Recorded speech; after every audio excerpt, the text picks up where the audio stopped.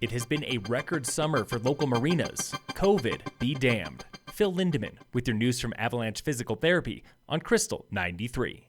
If you had told the folks at Dillon Marina back in April that summer 2020 would set records, they would have laughed. In the beginning, no one was really sure exactly what was going to happen with COVID and everything else. And turns out that because we were a safe place to come and enjoy the outdoors, and it was an activity that people could actually do with their families and socially distance out on the lake, our numbers are just way ahead of 2019. That was Dillon Marina manager Craig Simpson, who calls this summer, quote, absolutely record-setting. His rental fleet has been booked solid since mid-June, and today, with 3 weeks to closing day, it is still hard to reserve a boat. We've just never seen a season that is that consistent, and even still, through the end of September, our weekends are still booked solid Friday through Monday, which I've just never seen before. Simpson compliments his staff for managing the unexpected workload and local officials for being bullish on COVID rules. With so many question marks, I would just say that I believe that our county did a really nice job laying out the way that they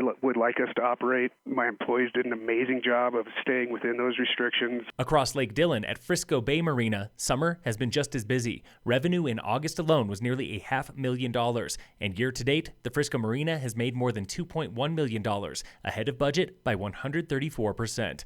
Like Dillon Marina, this banner summer was led by rentals, nearly 23,000 rentals through August in Frisco, up 50% compared to last year. Breckenridge Town Council held a special meeting today where council members discussed what to do with a growing inventory of buy-down homes, part of the town's unique program to keep local housing local. The town owns 8 buy-down units purchased from local property owners in exchange for a special deed restriction.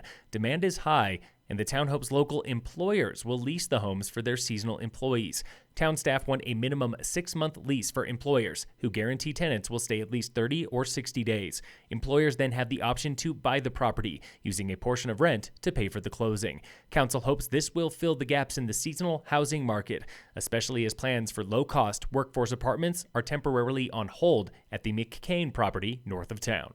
Tonight is a Summit Candidate Forum with 5 of 7 county commissioner candidates hosted by local social reform groups with no ties to political parties. Alexandria Carnes with Solidarity Nation. Just be there. Just learn who your commissioners are, learn who it is that you want to vote for, and see what their stances are and how they're going to contribute to making our community better. Tonight's forum is virtual only through Zoom, starting in about a half hour at 5:30. Find the Zoom link on Facebook by visiting Solidarity Nation. Again, that is Solidarity Nation on Facebook.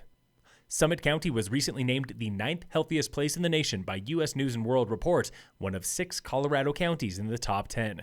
So we wanted to know, why do you think Summit deserves a spot on the list? Kelly Gherkin, fitness coordinator for Town of Breck. It really comes down to all the Summit County locals and their love and passion and dedication for their individual health, outdoor activities, and anything really physically and health related. It really comes down to the locals and their passion for that. The list ranks communities by 10 criteria, including equity, education, housing, and nutrition. Summit's worst score was, surprise, surprise, housing at 32 out of 100, the lowest of anyone in the top 10. Tune in tomorrow morning for more feedback from local health and fitness experts. Independence Pass from Twin Lakes to Aspen is closed tomorrow and Thursday for rockfall safety work. Indy Pass is closed in both directions from 8:30 a.m. to 4:30 p.m. Use alternate routes.